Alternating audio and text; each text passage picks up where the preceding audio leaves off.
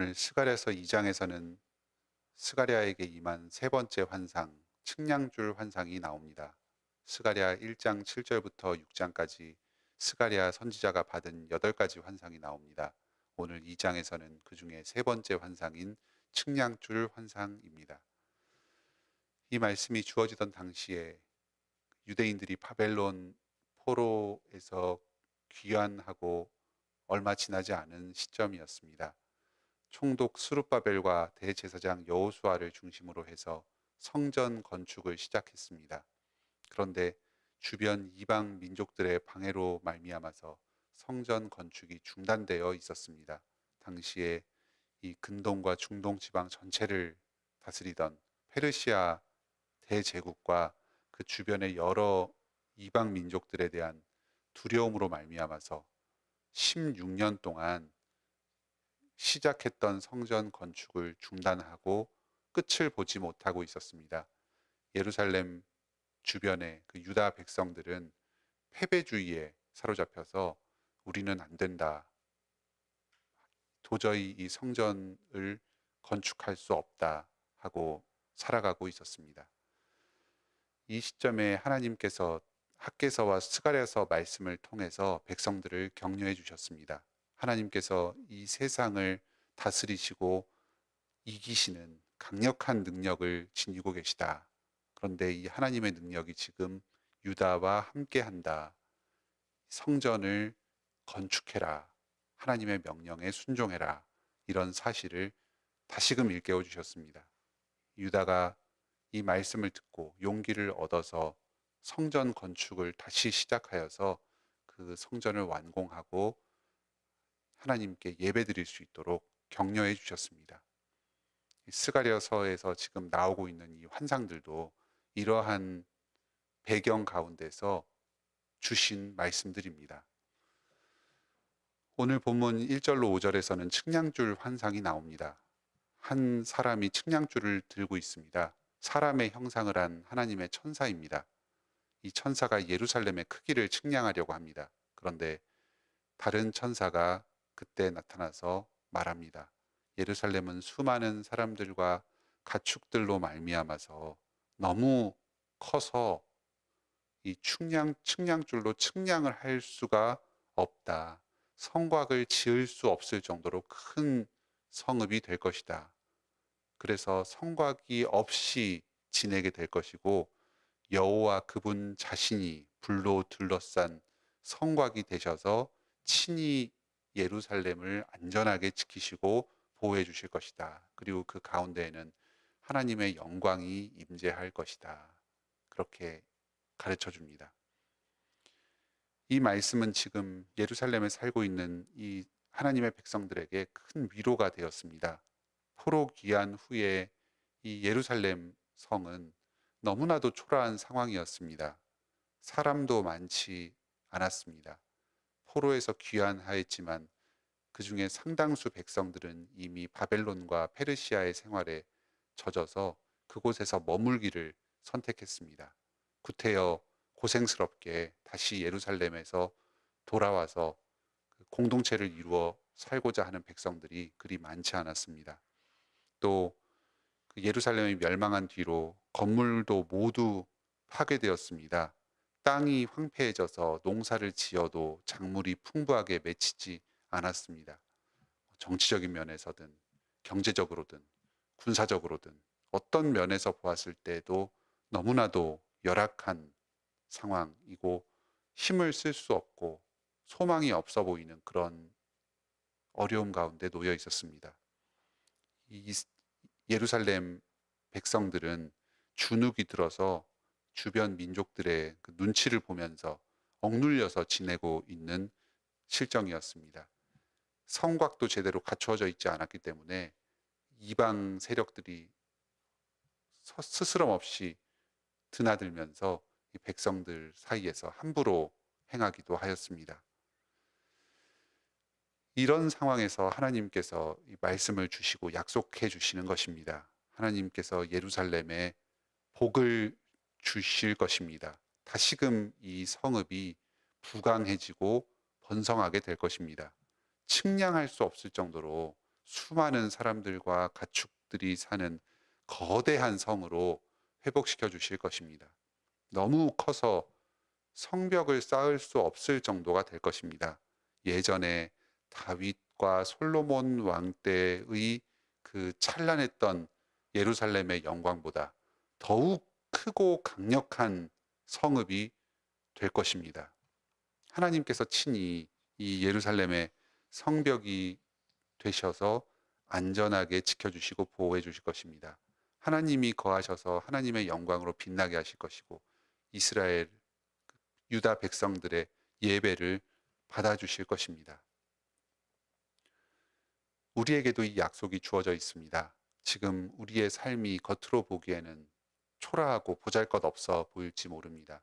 이 세상과 비교했을 때 모든 면에서 열악해 보이는 삶일 수 있습니다. 나 개인도 그렇고 내 가정과 또 직장과 우리 교회도 그러한 부족함이 느껴질 수 있습니다.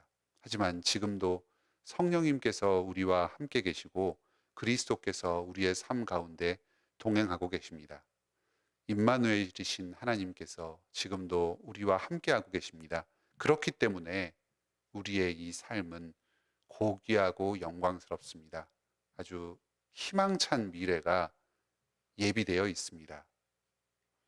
믿음의 눈으로 나와 내 가족과 직장과 우리 교회를 바라볼 수 있기를 바랍니다.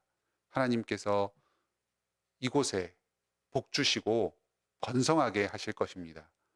예수님께서 다시 오실 때에 이 약속이 완전히 성취될 것입니다. 우리는 거룩하게 변화될 것이고 이 교회도 정금처럼 빛나는 새 예루살렘이 될 것입니다. 이 기대와 소망을 바라보면서 계속해서 기뻐하고 감사하면서 믿음의 삶을 살아가시기 바랍니다. 6절로 13절에서는 이 환상의 내용을 자세하게 해설합니다. 하나님께서 페르시아 제국에 흩어진 유다 백성들을 불러 모으십니다. 다시 예루살렘으로 피하라고 하십니다. 왜냐하면 곧 페르시아가 하나님의 심판의 대상이 될 것이기 때문입니다. 과거에 예루살렘을 심판했던 그 바벨론을 이은 후에 페르시아가 이제는 하나님의 심판을 당하게 될 것입니다. 그들이 하나님 앞에서 악을 행했고 교만했기 때문입니다. 무엇보다도 하나님의 이 사랑하는 백성 이스라엘과 그 유다 백성들을 함부로 수탈하고 못 살게 굴었기 때문입니다. 특히 이들이 성전을 건축하는 것을 방해하고 그 방해하는 세력들을 그대로 방치함으로써 하나님을 조롱하고 하나님의 영광을 훼손하였습니다. 페르시아가 조롱하고 업신여겼던 그 약소한 여러 민족들이 페르시아를 무너뜨리게 될 것입니다. 그래서 그 페르시아를 참 무능하고 아주 비참하게 만들어 버릴 것입니다. 이러한 약소한 민족들, 그들이 정복했던 이 민족들이 일어나서 페르시아를 무찌름으로써 페르시아가의 명예가 땅에 떨어지게 될 것입니다. 그렇기 때문에 유다 백성들은 지금도 곳곳에 흩어져서 살고 있는 그 백성들은 어서 그 멸망을 피해서 도피해야 합니다. 여기 6절에 나오는 북방 땅이라는 것은 그 바벨론과 그 뒤를 이은 페르시아 제국을 말합니다. 원래 예루살렘을 기준으로는 그 페르시아 제국이 동쪽에 있습니다. 그런데 그곳으로 가는 길이 비옥한 초승달 지대라고 해서 예루살렘 북쪽으로 올라가서 동쪽으로 꺾어서 다시 내려가는 식으로 나 있습니다. 그래서 이 예루살렘 기준으로 보았을 때는 북쪽에 있는 땅이다. 이런 식으로 설명을 합니다. 여호와의 심판의 날이 예루살렘에게는 해방의 날이 될 것입니다. 하나님께서는 이 예루살렘과 이스라엘 유다 백성들을 나의 눈동자라고 부르십니다. 여기 8절에 그의 눈동자를 범하는 것이다. 여기 또 12절에 유다를 거룩한 땅에서 자기 소유로 삼으신다. 하나님의 가장 소중한 보물, 하나님의 눈동자와도 같은 소중한 존재로 이 유다 백성들을 부르십니다.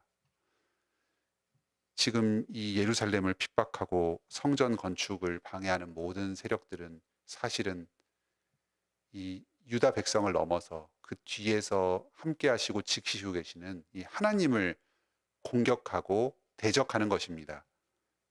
9절에 하나님께서 손을 그 위로 움직이시면 이 세상의 모든 권세자들이 다 멸망하게 됩니다. 그날에 이 페르시아의 멸망을 보며 온 세상 만방이 모두 예루살렘으로 모여들 것입니다. 다시금 이 유다 백성들이 복의 근원이 되고 이 세상에 하나님의 영광을 드러내는 왕 같은 제사장으로서의 사명을 감당하게 될 것입니다.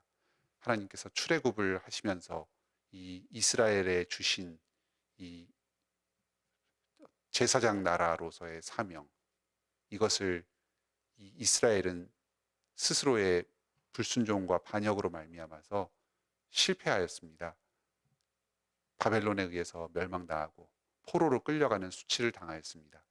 하지만 지금 하나님께서는 이 포로 생활에서 돌아온 이 유다 백성들을 대상으로 다시금 민족의 사명을 맡겨주십니다. 왕 같은 제사장으로 온 세상의 복의 근원으로 이 유다를 삼아주십니다. 예루살렘이 다시 하나님께 예배하며 하나님의 영광이 임하는 그 거룩한 땅으로 될 것이라고 약속해 주십니다. 비록 지금은 유다가 멸망하고 힘이 없고 초라한 상황이지만 하나님께서 그들을 다시금 일으키시고 영광스러운 사명을 감당하게 해주시겠다고 약속해 주시는 것입니다. 거룩한 하나님이 예루살렘과 함께 하시기 때문에 예루살렘 또한 영광스럽게 될 것입니다. 오늘 이 말씀을 통해서 다시 한번 하나님께서 주시는 위로를 받읍시다. 하나님께서 우리에게 사명을 맡겨주십니다. 그리고 그 사명을 감당할 힘을 주십니다. 우리는 주님의 말씀에 순종해서 우리에게 맡겨진 사명을 감당할 때에 하나님의 힘으로 행합니다. 우리 스스로는 연약하고 초라해서 주어진 일들을 잘 감당하지 못할 것 같습니다. 때로는 반역하고 실패하여서 이 맡겨진 사명을 다 망쳐버리고 실패한 것처럼 생각될 때도 있습니다. 하지만 하나님께서는 이런 우리를 사랑하시면서 다시금 일으켜 주시고 회복시켜 주십니다. 주님께서 우리에게 맡겨주신 이 모든 사명, 예배자로서의 사명, 또 복음을 전파하는 사명, 이 가정과 교회와 직장에서 맡겨진 직분을 감당하면서 주위 사람들에게 사랑을 실천하며 하나님의 나라를 이 땅 가운데 이루게 하는 그 사명, 이것들을 이루도록 힘주시고 인도하실 것입니다. 주님을 의지해서 오늘도 믿음의 눈으로 우리 스스로를 바라봅시다. 주님께서 함께 하시기 때문에 우리는 귀하고 영광스러운 존재입니다. 주님께서 우리에게 공급해 주시는 이 믿음과 또 여러 능력을 의지하여서 오늘도 신실하게 주신 사명을 감당하며 하나님께 영광 돌리는 복된 하루를 보내시기 바랍니다. 함께 기도합시다. 하늘에 계신 우리 아버지, 오늘도 이 스가랴서 말씀을 통해서 지치고 낭망한 저희들을 일으키시며 힘주시니 감사드립니다. 저희 스스로를 보면 우리의 삶이 아무것도 아니고 연약하고 초라해 보이기도 합니다. 하지만 주님께서 함께 하시기 때문에 우리는 참으로 영광스럽고 존귀한 삶을 살아가고 있습니다. 주님께서 맡겨주신 사명을 감당하며 주님의 말씀에 순종할 때에 우리의 삶을 통해 하나님의 영광이 드러나고 하나님의 뜻이 이루어집니다. 오늘도 이 교회를 세우고 또 가정을 세우며 또 우리 직장 가운데서 좀 사랑을 실천하며 입술로 삶으로 주님의 복음을 증거하는 예배자로서의 삶을 살게 하여 주시옵소서. 우리의 삶을 통해서 주님의 뜻과 이 사랑이 풍성하게 드러나게 하여 주시옵소서.